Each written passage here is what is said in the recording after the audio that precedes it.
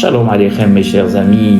Alors encore une nouvelle histoire magnifique que je vous conseille d'écouter attentivement et de faire passer et qui va nous apprendre que dans la vie juive, dans le service divin, nous n'obtenons rien sans rien. C'est-à-dire que pour obtenir quelque chose d'Akadosh Baruch Hu, eh bien il faut en contrepartie également lui offrir quelque chose. Non pas parce qu'Akadosh Baruch Hu Hazve Halila a besoin de nous, bien évidemment que non, car Olam Umlo'o, le monde et tout ce qu'il contient lui appartient, et tout ce qu'il nous offrira sera sans commune mesure au petit sacrifice microscopique qu'on va pouvoir faire pour lui. Mais tout simplement parce qu'Akadosh, il y a un principe qu'il faut connaître, qu'Akadosh Baruch Hu, quand il doit être mashpia, quand il doit envoyer sa bénédiction, sa beracha, il faut qu'il y ait un récipient pour la recevoir. La beracha, à ce titre, mes chers amis, également a besoin d'un récipient. Et ce récipient, c'est l'effort, la renonciation qu'on fera et qu'on offrira à Kadosh Baruch Hu, qui permettra en retour à Kadosh Baruch Hu de nous offrir et de nous envoyer toute sa hashpa. C'est pour cela que bien souvent, quand on va voir des rabbins pour demander une beracha, les rabbins demandent quelque chose en retour, demandent à la personne de se couvrir la tête pour une femme, ou demandent à une personne qui n'est pas religieuse d'au moins respecter le Shabbat, ou à d'autres personnes de faire de la tzedaka, etc., etc., pour permettre, si vous voulez, à cette beracha d'avoir une aïza, d'avoir quelque chose sur laquelle tenir, qu'il y ait un support à cette beracha. Eh bien, dans la vie juive, c'est exactement aussi ce qu'il se passe. Et quand on accepte de se sacrifier, entre guillemets, et de renoncer pour le Kiddush Hashem, pour sanctifier le nom de Dieu, Akadosh Baruch Hu nous le rend au millième. Et cette histoire, justement, que je vais vous raconter, vous le prouvera et vous allez savoir à la fin quel cadeau a obtenu cette personne par son renoncement. Eh bien, c'était un juif qui vivait en France il y a de cela à peu près, on va dire, un peu moins de 1000 ans, et qui s'appelait Yitzhak. C'était un juif pieux et très pauvre, qui vivait seul avec sa femme et qui n'avait malheureusement pas d'enfant. Un jour, il se promenait sur le bord de la mer et en marchant, il trébucha, si on peut dire comme ça, sur quelque chose de brillant. Il pousse avec son pied, il se penche et il ramasse, et quelle n'a pas été sa surprise d'avoir entre les mains une pierre ou un diamant, on va dire, aussi gros qu'un œuf. Étonné et ne connaissant rien au diamant, celui-ci se précipite chez un ami à lui, qui était un tailleur de pierre, et lui montre le diamant ou la pierre précieuse qu'il avait trouvée. L'ami la voit complètement ébahi, la taille de ce diamant, et l'analyse, regarde l'expertise, regarde notre ami Yitzhak dans les yeux et lui dit: mon ami, tu passes du statut de pauvre, mais très pauvre que tu étais, au statut d'un des hommes les plus riches de France. Le sais-tu? Et je tiens à t'informer qu'il n'y a personne dans cette ville qui aura les moyens, malgré tous les gens riches, qui aura les moyens d'acheter cette pierre que je n'arrive vraiment pas à évaluer tellement elle coûte une fortune. Et donc, c'est vrai qu'aujourd'hui, tu es encore en haillon, tu vis dans une bicoque, mais tu es déjà un multimilliardaire. Le sais-tu? Fais très attention à qui tu vendras cette pierre pour qu'on te donne le juste prix. Notre ami Yitzhak, complètement ébahi, complètement ébranlé, prend la pierre et va se diriger vers sa maison.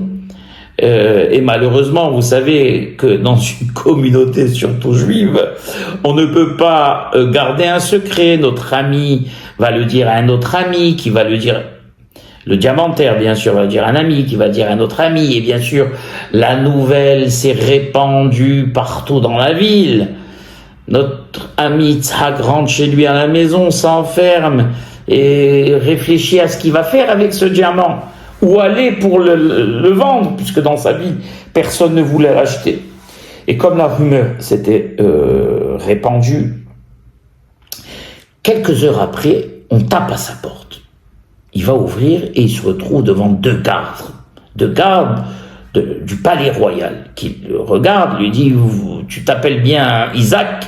Il dit « Oui, c'est bien toi qui as trouvé un diamant, un gros diamant. » Alors le pauvre, qu'est-ce qu'il allait répondre? Mentir à des soldats du roi? Sûrement pas. Oui, c'est moi.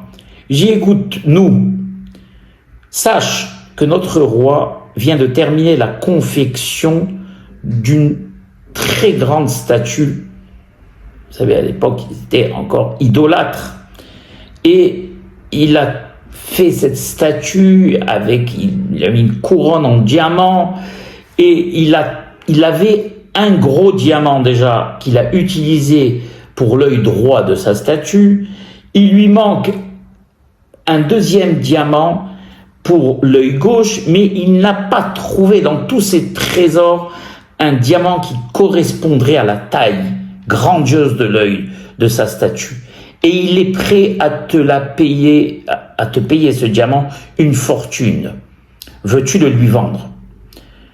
Et le juif lui dit, dans sa tête, il s'est dit, il est hors de question que moi, juif, pieux de surcroît, je participe à la Avodah Zara, à l'idolâtrie. Et donc il répond aux soldats en bafouant, je n'ai pas encore décidé ce que j'allais faire et je ne sais pas si je veux le vendre. Alors les soldats le regardent et lui disent, juif, sais-tu ce que tu dis? Nous allons retourner répéter ce que tu as dit au roi. Es-tu bien sûr de ta réponse? La femme de Rabbi Yitzhak à côté, stressée, regarde son mari et le tape du coude, lui dit, Yitzhak, c'est Pikuar Nefesh, tu nous mets en danger de mort, peut-être qu'on va être exécuté à cause de cela. Alors il lui répond, Yitzhak, ne t'inquiète pas, je sais ce que je fais, ne t'inquiète pas. Et il referme la porte. Les soldats s'en vont. Yitzhak n'était pas tranquille et sa femme encore moins.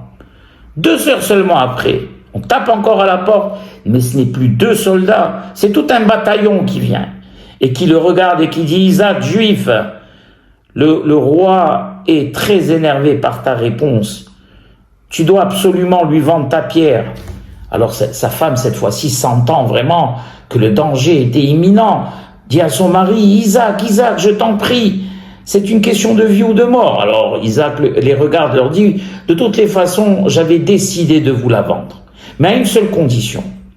Je garde ma pierre et je la remets moi-même au roi. Personne ne la touche. Vous êtes bien d'accord? Alors les soldats lui disent, il n'y a pas de problème. À partir du moment où tu nous suis, il n'y a pas de problème. Et donc Isaac dit au revoir à son épouse chérie. Il dit, ne t'inquiète pas, ma femme chérie, je vais revenir très bientôt. Et donc il suit les soldats qui l'amènent et qui montent dans un bateau. Et voici qu'il vogue sur la mer.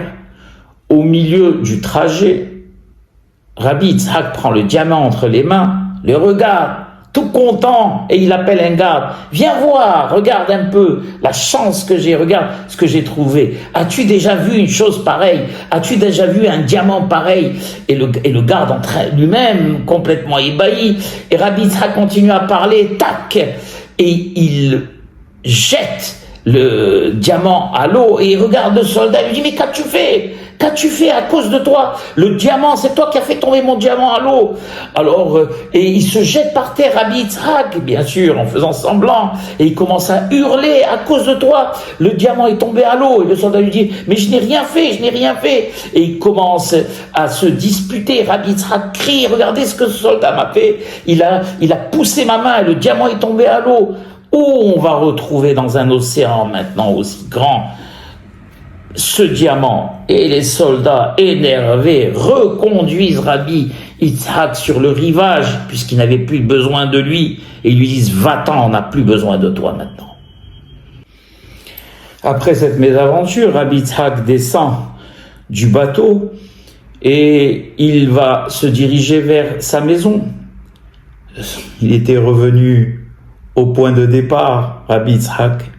Il était né pauvre, a vécu pauvre et maintenant est redevenu pauvre, même si un instant il était devenu millionnaire. Mais rien ne peut valoir le Kiddush Hashem qu'il venait de réaliser. Et donc il se dirige vers chez lui et presque arrivé à côté de chez lui, il se retrouve face à un individu très élégant, très beau, qui le regarde et lui dit « Isaac, tu t'appelles Isaac ?» Alors Rabbi Yitzhak lui dit « Oui, est-ce qu'on se connaît ?» Sans discuter, notre individu ouvre sa sacoche et sort de sa sacoche un très gros paquet de billets, une fortune, qui lui tend et lui dit « Isaac, sais-tu pourquoi je te donne cet argent ?» Alors Yitzhak lui dit « Non », Rabbi Yitzhak lui dit « Non ». Il dit « Je veux t'acheter ta mitzvah ». Alors Rabbi Yitzhak, étonné, le regarde « Ma mitzvah, mais de quelle mitzvah parles-tu » Il dit « Comment crois-tu que on ne sait pas que tu as jeté un diamant qui n'a pas de prix à l'eau, à la mer, pour ne pas participer à l'idolâtrie ?» Alors Rabbi Yitzhak le regarde, il lui dit « Quand bien même penses-tu que je pourrais vendre une mitzvah ? Une mitzvah n'a pas de prix, elle vaut tout l'or du monde. Comme il est marqué, « Emet tikne ve'al timkor » la vérité s'achète mais ne se vend pas. Et donc il est hors de question pour moi. Tout l'argent que tu me présenteras ne te permettra pas d'acheter ma mitzvah. Je ne te la vendrai jamais. L'individu hoche la tête, prend cet argent, le remet dans sa sacoche, ferme la sacoche et regarde Rabbi Yitzhak et lui dit « Sais-tu qui je suis ?» Alors Rabbi Yitzhak lui dit « Non ». Il lui dit « Je suis Élie le prophète et je suis envoyé par le ciel, car au moment où tu as jeté le diamant à la mer, tu as ébranlé le trône céleste. Et Akadosh Baruch Hu a décidé de te donner un fils, car ta femme et toi n'avez pas d'enfant depuis de longues années. Akadosh Baruch Hu a décidé de te donner un fils. Et sache une chose, le jour de la Mila, tu ne feras pas de Mila tant que je ne serai pas présent. Tu attendras que je vienne pour commencer la Mila. Rabbi Yitzhak se courbe devant lui et lui dit « D'accord, je ferai ce que tu as dit ». Il rentre à la maison. 3 mois après, sa femme tombe enceinte et bien sûr 9 mois après, elle accouche d'un magnifique enfant. Le jour de la Mila arrive. Tout le monde attend, On mange. Il est 2 heures de l'après-midi. Personne ne vient. Tout le monde est étonné. Une grande partie des invités commence à partir. Et on va arriver presque à la tombée de la nuit. Des amis lui disent, voilà, regarde, il reste, le minyan va disparaître, qu'est-ce qu'on fait? Juste à ce moment, Eliyahu Hanavi, l'individu qu'avait vu, Rabbi Yitzhak rentre et dit, oh, mais il a, pardon à tous, j'ai tardé, c'est moi le Sandak, on peut commencer la Mila. Et donc il s'assoit, on lui donne le bébé, et Eliyahu Hanavi regarde, bien sûr personne ne savait que c'était Eliyahu Hanavi à part Rabbi Yitzhak, regarde des talmidim, des élèves, et leur dit, prenez un talit et tendez-le sur le bébé, et faisons ensemble une prière. Et cette prière était la suivante, Yehi Ratson, Shayad Hazou, Lotafsik Lichtov Torah. Dieu fasse que cette main n'arrête jamais d'écrire la Torah. Veikare Shemo Be'Israël, Shlomo. Et nous appellerons cet enfant, ce bébé, Shlomo, qui n'est autre que Salomon, fils de Isaac, qui n'est autre que Rashi Rabbi Shlomo ben Yitzhak, le diamant, comme lui avait dit Eliyahu Hanavi, qui allait éclairer le monde par sa Torah, comme nous le dit le Hida HaKadosh. Sans Rashi, il est impossible de comprendre la Torah. Tous ceux qui ont étudié le savent. Quand on étudie le Talmud, quand on étudie le Nach, quand on étudie la Paracha, quand on étudie n'importe quel texte de la Torah, sans le concours de Rashi, on ne comprendrait rien. Vous savez, Rashi, c'est Rashi Tevot aussi, Resh, Shin, Yud, qui veut dire Rotse, Resh, Shin, chez Kulam, Yavinu. Ça veut dire, Rashi lui-même veut, dans son essence, par son acronyme, que tout le monde comprenne. Et Rashi aussi, c'est Rashi Tevot de Rabban, chez Israël, le maître de tout Israël. Et vous savez que toutes les explications de Rashi lui viennent de l'Esprit Saint et qu'il a jeûné 613 jeûnes, Keneged Tariag Mitzvot, pour commencer, avant de commencer à écrire les Perushim sur la Torah. Il n'y a et il n'y aura jamais un Mefaresh, un commentateur aussi grand de la Torah que Rabbeinu Shlomo ben Yitzhak, Zchuto Tagen Aleinu. Et comment son père a réussi à obtenir ce diamant? On l'a vu pour Yitro, Bnebanav Shel Yitro, on a vu pour tous ceux qui ont fait des sacrifices pour Akadosh Baruch Hu, et même à notre échelle, à nous simples mortels, renoncer à une chose, à une petite chose, et Akadosh Baruch Hu vous le rendra en 1000, car il n'y a pas de proportion entre ce que peut offrir Akadosh Baruch Hu et ce qu'éventuellement on lui offrirait, nous, par notre sacrifice. Voilà, mes chers amis, ce que a eu droit Rabbi Shlomo pour avoir renoncé à un diamant matériel. Il a eu, grâce à cela, un fils qui a illuminé le monde et la France en particulier par sa Torah. Voilà, mes chers amis, Baruch Adonai Le'olam.